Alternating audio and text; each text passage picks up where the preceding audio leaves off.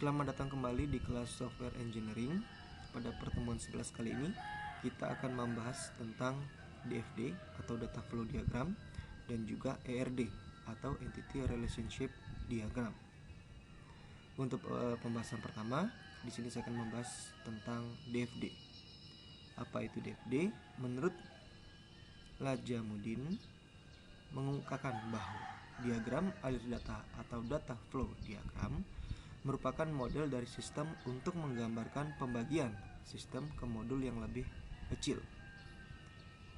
Kemudian oleh Rosa dan M. Sahanuddin mengatakan bahwa DFD dapat digunakan untuk mempresentasikan sebuah sistem atau perangkat lunak pada beberapa level yang lebih detail untuk merepresentasikan alir informasi dan fungsi yang lebih detail.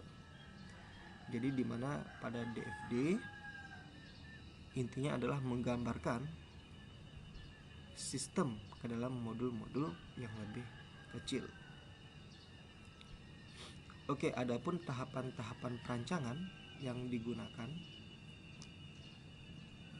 pada DFD, yang pertama ada DFD level 0 atau biasa dikatakan sebagai konteks diagram. Ada beberapa sumber yang menyatakan bahwa DFD level 0 itu berbeda dengan konteks diagram. Tetapi di sini kita seragamkan bahwa DFD level 0 di sini dikatakan juga sebagai konteks diagram, di mana menggambarkan sistem yang akan dibuat sebagai suatu entitas tunggal yang berinteraksi dengan orang maupun sistem lainnya. DFD 0 digunakan untuk menggambarkan interaksi antara sistem yang akan dikembangkan dengan entitas luar. Jadi nanti di mana pada konteks diagram di sini terdapat suatu inti proses yang dimana akan diakses oleh berbagai entitas. Tentunya entitas yang terkait di dalam proses sistem tersebut. Kemudian lanjut ke level 1, di mana digunakan untuk menggambarkan modul-modul yang ada di dalam sistem yang akan dikembangkan. Oke. Di mana level 1 merupakan hasil breakdown DFD level 0 yang sebelumnya sudah dibuat. Jadi dari konteks diagram itu akan dipecah menjadi DFD level 1 yang dimana digunakan untuk menggambarkan modul-modul yang ada di dalam sistem yang nantinya akan dikembangkan, dibuat lebih rinci. Kemudian dari DFD level 1 masuk ke DFD level 2.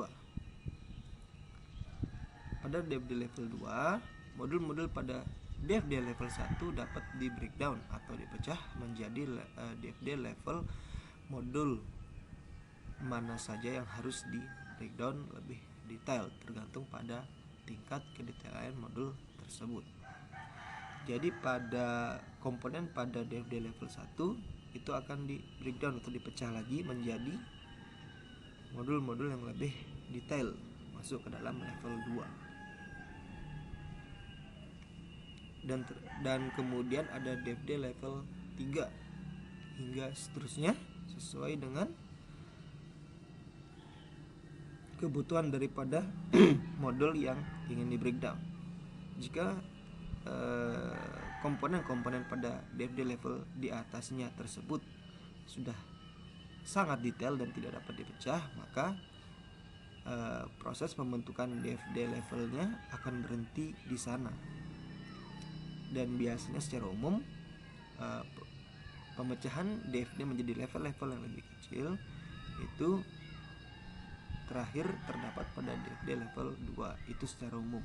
Tetapi ada juga yang melakukannya hingga DFD level 3 dan seterusnya. Oke, pada DFD juga ada beberapa simbol yang digunakan. Di sini ada 4 simbol. Yang pertama ada simbol proses. Oke, digambarkan dengan lingkaran. Di mana fungsi dari proses ini pemodelan perangkat lunak yang akan diimplementasikan dengan pemrograman terstruktur.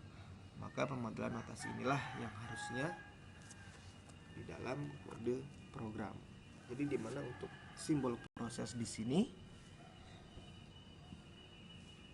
digunakan sebagai inti daripada suatu sistem. Oke, pada konteks diagram, simbol proses digunakan untuk menyimpan berbagai macam proses pada sistem informasi tersebut. Tapi ini hanya gambaran, bukan dalam artian memang harus suatu kode pada program ditaruh atau diimplementasikan pada proses di DFD ini. Lanjut ke bawahnya, di sini ada data store, di mana digambarkan dengan dua garis atas dan bawah, dan kemudian di tengahnya dituliskan nama tabelnya, nama tabelnya. Oke, nama penyimpanannya. Jelas fungsinya untuk menyimpan suatu model data. Kemudian yang ketiga, di sini ada simbol entitas, digambarkan dengan persegi panjang. Oke, kalau teman-teman sudah mempelajari basis data pada semester sebelumnya, seharusnya simbol-simbol seperti ini tidak asing ya untuk entitas, khususnya untuk entitas dan juga alir data. Untuk proses dan data store di sini memang simbolnya khusus untuk DFD seperti ini. Oke, kemudian terakhir ada alir data. Simbol alir data digambarkan dengan garis berisikan panah. Oke, panah berarti menunjuk dari satu komponen ke komponen lainnya, dimana fungsinya untuk mengirimkan data. Oke ya, baik arahnya dari entitas ke proses, kemudian dari data store ke proses. Ini semua dilakukan atau dialirkan melalui aliran data. Kemudian selanjutnya kita langsung masuk ke contoh saja. Oke, untuk konteks diagram yang saya gunakan saat ini di pertemuan 11 sudah saya tambahkan beberapa. Jadi yang ada di pertemuan 10 kemarin ini saya lengkapi di pertemuan 11 kali ini. Oke, di sini saya punya satu contoh data flow diagram sistem informasi akademik. Hal pertama yang perlu kita buat adalah konteks diagramnya. Oke, di sini ada konteks diagram yang dimana komponennya terdiri dari yang pertama ada sistem prosesnya, kemudian ada entitasnya, dan ada alir datanya. Oke, perlu diperhatikan pada alir data di sini ada info dan juga ada laporan. Laporan dan info merupakan dua hal yang berbeda. Kalau info hanya ditampilkan pada layar komputer, kalau laporan tentunya dapat dicetak berupa laporan fisik gitu ya. Oke, kita bahas untuk pembuatan konteks diagram di sini, yang dimana proses digunakan untuk menyimpan sistem informasi akademiknya. Jadi seluruh proses yang ada disimpan pada proses, entah dia menginputkan data user, data dosen, data karyawan, dan lain sebagainya. Oleh masing-masing entitas ini dilakukan atau merujuk panahnya dari entitas ke dalam proses. Kemudian bagaimana cara menentukan daripada data yang ingin dimasukkan dari entitas ke dalam proses? Tentunya melalui beberapa analisis kebutuhan. Jadi kira-kira dari entitas, saya ambil contoh di sini ada entitas admin. Kira-kira admin dapat melakukan apa di dalam sistem informasi akademik ini? Tentunya admin memiliki hak akses penuh ke dalam sistem, sehingga dia nanti panahnya ke arah sistem, dan data yang dimasukkan adalah data user, data dosen, data karyawan, data mahasiswa, data KHS, data KRS, kemudian data mata kuliah, data program studi, data kuliah, dan terakhir ada laporan.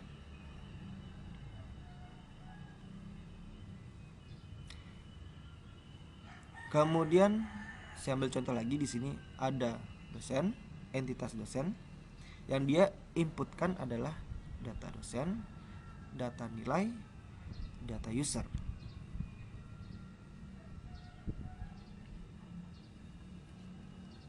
Dan kemudian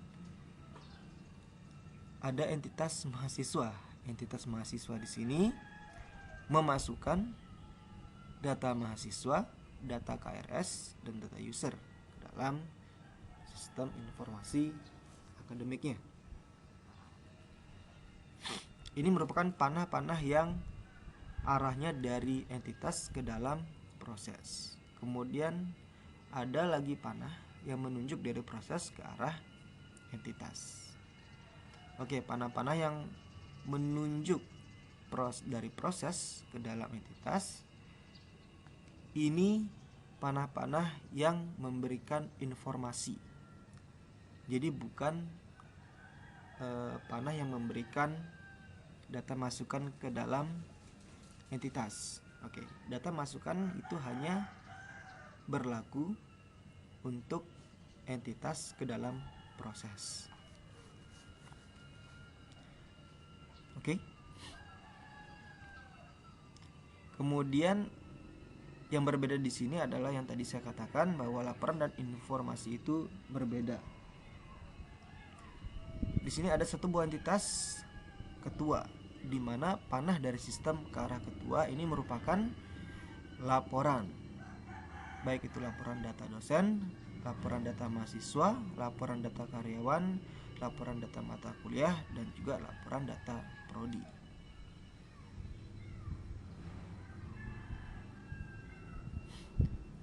Kira-kira bisa dipahami ya sampai di sini pembentukan daripada konteks diagramnya. Kemudian kenapa saya di sini berikan warna merah sedangkan ada yang warna biru? Oke, untuk yang warna merah, di mana warna merah di sini akan membentuk proses saat pembentukan DFD level 1-nya. Saya berikan warna merah karena di sini ada beberapa yang sama. Jadi kita bisa ambil di sini misalkan data KHS, data KRS. Pada mahasiswa juga ada data KRS. Sehingga nanti prosesnya tidak double. Sehingga di sini saya beri warna merah untuk menandai bahwa KRS di sini cukup satu saja yang dibuat prosesnya ketika masuk ke dalam DFD level 1. Oke, kita masuk lagi ke bawahnya, kita breakdown dari konteks diagram ke dalam DFD level 1-nya.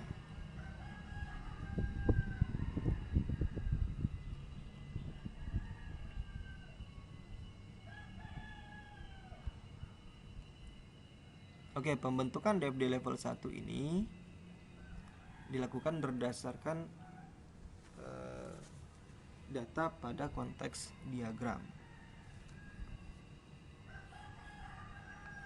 dimana kita perhatikan jumlah proses di sini ada 11 mengikuti daripada yang ada di konteks diagramnya. Komponennya yang pertama ada entitas, kemudian ada proses, kemudian ada alir data, dan juga ada data store-nya atau tempat penyimpanannya. Oke, kita bahas pertama. Di sini ada admin. Admin dapat melakukan apa saja. Sebagai contoh di sini, misalkan admin masuk ke dalam proses data user, di mana panahnya akan mengirimkan data user ke dalam proses data user. Oke. dan begitu seterusnya ke dalam data dosen, kemudian data karyawan, juga data mahasiswa dan lain sebagainya. Perlu diperhatikan di sini, panah yang dibentuk harus dan wajib dari entitas ke arah proses. Tidak ada dari entitas langsung ke dalam data store-nya. Kenapa seperti itu? Karena ketika kalian ingin menyimpan, saya ambil contoh di sini data user. Ketika kalian ingin menyimpan data user, maka dia akan masuk ke proses dulu, di mana proses akan memproses data user yang kemudian akan menyimpan data tersebut ke dalam data store. Oke. Di mana proses yang dilakukan di sini merupakan proses yang berkaitan dengan data user. Entah dia melakukan penyimpanan ke arah data store-nya user ataupun dia melakukan update ke dalam data store-nya user. Apapun yang dilakukan, entah itu insert, update, delete, semua dilakukan pada proses data user di sini. Khusus untuk data usernya. Yang dikirimkan dari proses ke dalam data store ini juga merupakan data.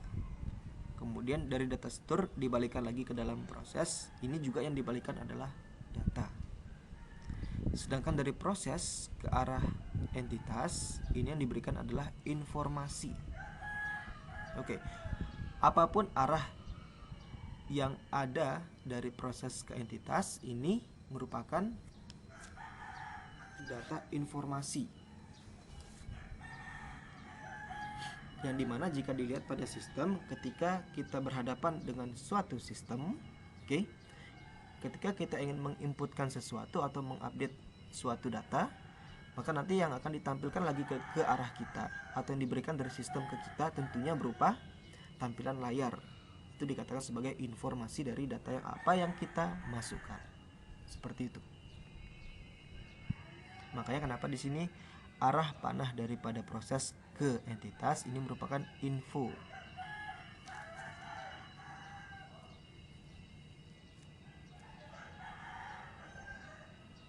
Oke, kita lihat lagi lebih detail. Pada proses data user di sini, oke, prosesnya diperhatikan, ada banyak panah yang merujuk kepada proses data user. Panahnya dari mana saja? Panahnya dari ada entitas dosen, oke, entitas mahasiswa, seperti itu.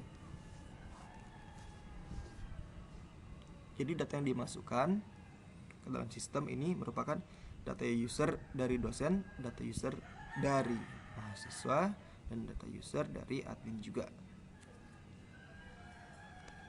Jadi di mana pada sistem informasi akademik di sini, dosen dapat membuat data usernya sendiri atau meregister data usernya sendiri, begitupun juga untuk mahasiswa dan juga admin. Kemudian untuk arah sebaliknya, daripada proses ke arah entitas dosen maupun mahasiswa, ini merupakan info. Oke, lagi sekali, dari arah proses ke arah entitas, alir datanya memberikan informasi atau info. Oke, untuk proses data dosen, data karyawan dan lain sebagainya ini hampir sama seperti proses data user.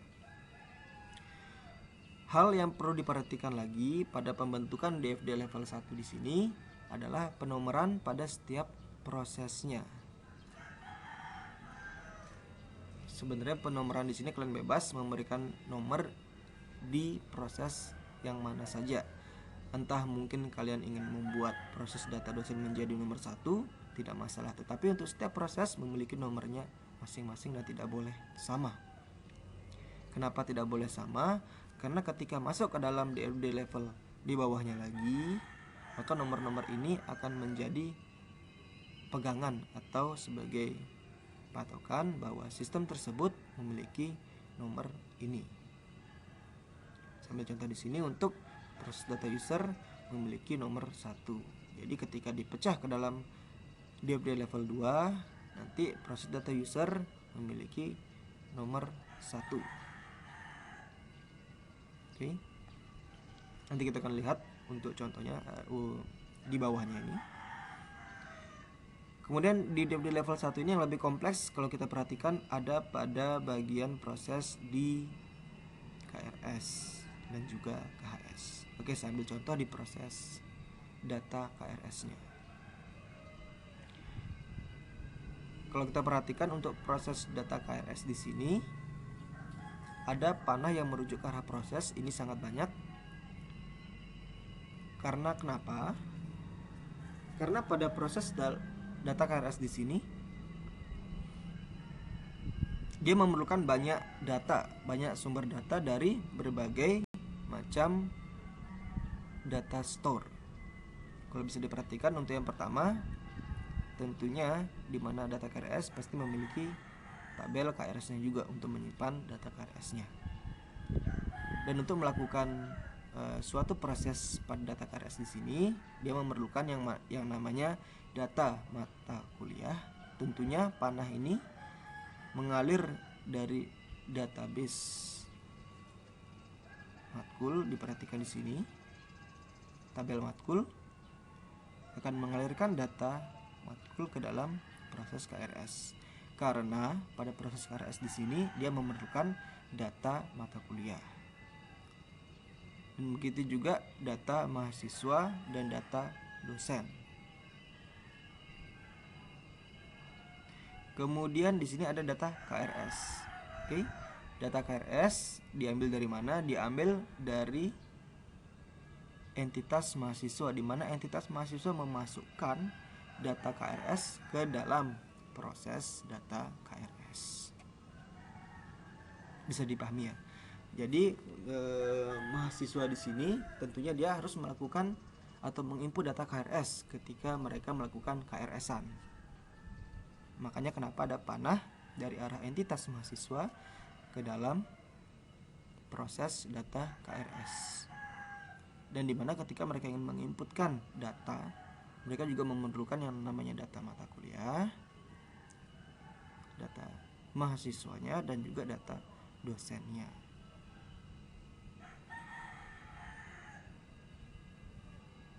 Kemudian dari proses di sini juga ada panah yang ke arah entitas.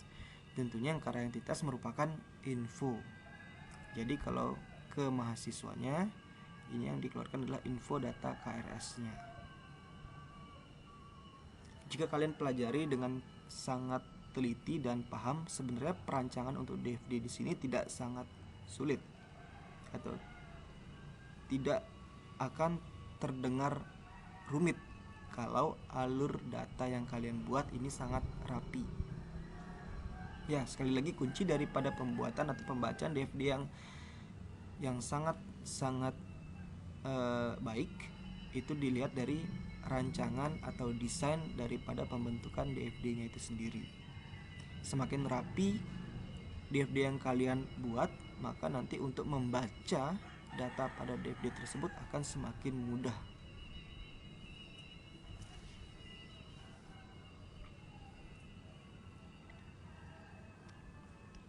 Kuncinya di situ sebenarnya. Oke, kita lanjut lagi masuk ke dalam DFD-nya. Kalau DFD level 1 sudah kalian pahamin. Oke, di sini saya ambil lagi untuk untuk proses laporannya. Kalau diperhatikan di sini pada proses laporan tidak memiliki database. Karena apa? Karena pada proses laporan dia hanya mencetak laporan. Jadi dia mengambil dari berbagai data store, ada dari tabel dosen, ada dari tabel karyawan, ada dari tabel mahasiswa, ada dari tabel mata kuliah, dan juga ada tabel dari program studi, yang dimana pada proses ini langsung mencetak laporan atau menampilkannya pada komputer dan kemudian dapat dicetak dan diberikan ke dalam entitas ketua. Sehingga kenapa di sini pada proses tidak memerlukan data store untuk melakukan penyimpanan, karena pada laporan tidak perlu disimpan. Laporan akan langsung ditampilkan pada proses di sini dan langsung akan dicetak. Jadi tidak ada proses penyimpanan di sini. Kalau dapat digambarkan pada suatu sistem, dia pada proses laporan hanya ada tombol tampil laporan, kemudian tombol cetak laporan, seperti itu. Tidak ada lagi tombol save laporan, edit laporan, tidak ada. Jadi nanti ada beberapa menu yang kalian dapat gunakan. Kalian mau mencetak data apa? Misalkan ada combo box, pilih data dosen. Ketika kalian memilih data dosen, kemudian ada juga tampilan pencariannya, pencarian berdasarkan NIDN mungkin atau berdasarkan nama. Kemudian kalian pilih, akhirnya pada proses laporan di sini ditampilkan laporannya. Laporan mencakup dari apa yang kalian inputkan tadi ke dalam komponen-komponen pada sistemnya. Kemudian dari sana kalian tampilkan, setelah itu kalian cetak, selesai. Ini yang dikatakan sebagai proses laporan yang tidak memerlukan suatu penyimpanan atau tempat penyimpanan atau data store-nya. Seperti itu. Tetapi jika pada sistem kalian memang tidak dapat mencetak laporan atau tidak ada laporan, maka proses laporan ini tidak perlu dibuat. Tapi secara umum pada sistem itu pasti memiliki suatu yang namanya proses laporan, seperti itu ya. Oke, lanjut dari beberapa proses yang ada di DFD level 1 akan kita breakdown lagi ke dalam DFD level di bawahnya atau DFD level 2. Oke, pada DFD level 2 di sini saya ambil contoh.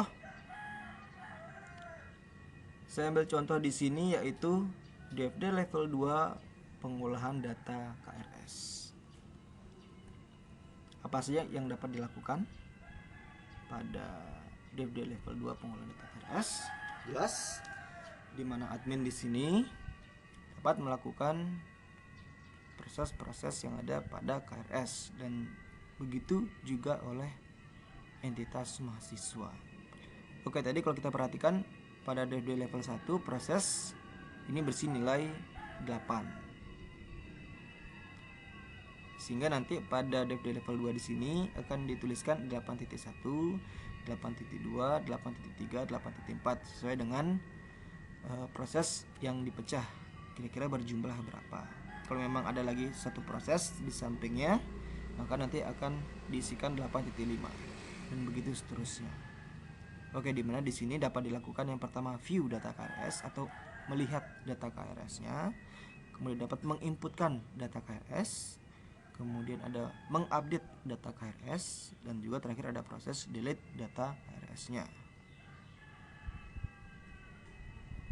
Oke, pada entitas admin, panah daripada proses view di sini adalah panah dari proses ke arah entitas admin, dan tidak ada proses atau alir data dari entitas admin ke arah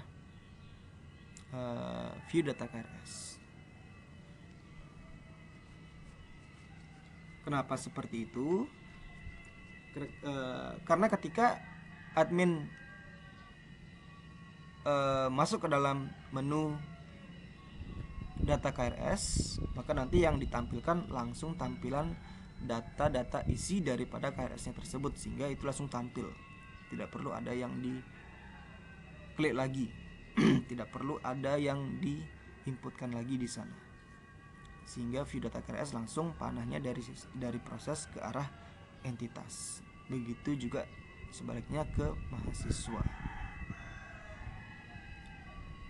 Tentunya dari view data KRS di sini dia juga memerlukan banyak data dari masing-masing tabel. Terus ada pertanyaan yang muncul, kenapa tidak hanya dari tabel KRS saja Pak yang diambil untuk melihat isi daripada data KRS-nya. Kenapa harus memerlukan data store yang lain? Oke, tentunya dalam pembentukan data KRS di sini dia memerlukan banyak data juga, bukan hanya data pada KRS-nya saja. Memang betul tabel di KRS sudah menyimpan data yang tadi sudah diproses pada DFD level 1-nya, tetapi di mana pada DFD level 2 karena dia membreakdown dan memberikan gambaran lebih detail lagi terhadap sistem, khususnya untuk sistem informasi akademik di sini, sehingga nanti perlu ditampilkannya lagi tabel-tabel yang memang mendukung atau yang membentuk daripada proses data KRS tersebut. Sehingga di sini perlu ditampilkan lagi untuk data store-nya. Kira-kira data store apa yang mendukung pembentukan daripada data KRS tersebut. Ini merupakan salah satu tampilan detail, lebih detailnya lagi dari DFD level 1-nya. Oke, input KRS di sini panahnya ada dua. Ada dia arah dari entitas ke proses dan dari proses juga ke arah adminnya. Oke, seperti yang saya jelaskan tadi, kalau arah daripada proses ke entitas itu pasti informasi. Oke, sekali lagi pasti informasi. Arah alir data dari proses ke entitas itu pasti informasi yang diberikan. Sedangkan dari entitas ke proses itu pasti data yang diberikan atau data yang dimasukkan. Oke, bisa dipahami ya. Kemudian dari proses input di sini, maka yang masuk ke dalam database ini tentunya panahnya dari proses ke data store-nya. Yang diinput, kenapa yang diinputkan pasti data KRS. Yang diinputkan data, yang diberikan daripada data store ke arah proses juga adalah data. Data apa? Tentunya data KRS. Karena ketika dia memberikan info dari proses ke arah entitas, ini dia mengambil juga data dari data store-nya, seperti itu. Kemudian komponen yang ada di bawahnya juga merupakan data store pendukung untuk daripada pembentukan data KRS di sini. Untuk proses update juga sama seperti itu. Nah, kemudian di sini ada delete, di mana delete panahnya dari entitas admin ke arah proses delete data KRS.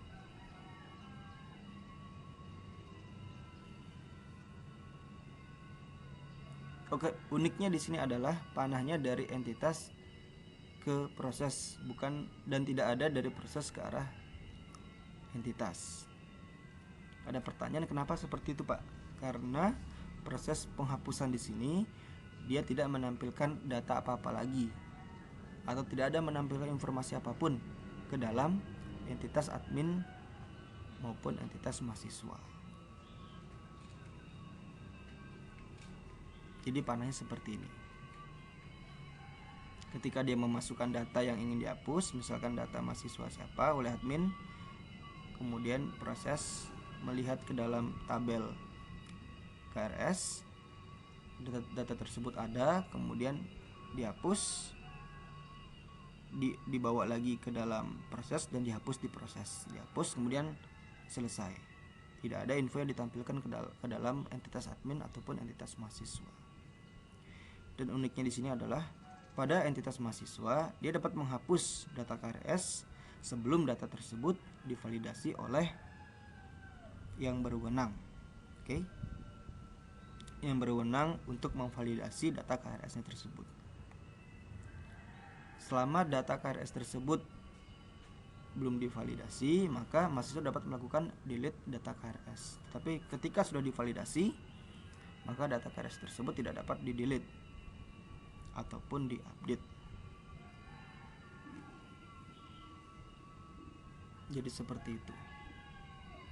Bisa dipahami sampai sini kira-kira? Dan ini merupakan pembentukan DFD yang saya rasa sudah sangat detail dijelaskan masuk ke dalam DFD level 2-nya di sini. Kemudian ada pertanyaan, Pak, bagaimana model data yang nantinya dapat di breakdown lagi? Oke, nanti model data yang dapat di breakdown lagi dari DFD level 2 tentunya model yang hampir mirip seperti model yang ada di DFD level 1 ke dalam DFD level 2, dimana pada proses tersebut akan memiliki sub proses lagi di dalamnya.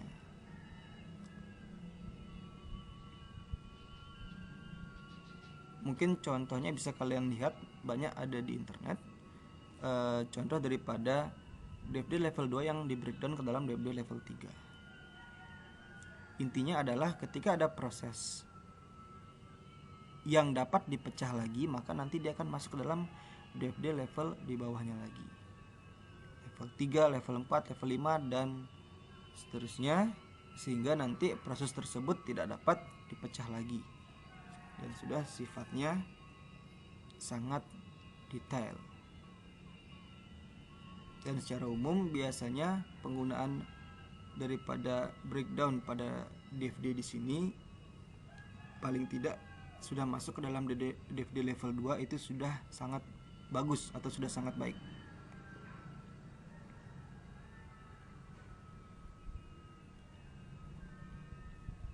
Oke, mungkin segitu saja pemahaman untuk pembahasan DFD-nya. Sekarang kita masuk ke dalam PRD-nya.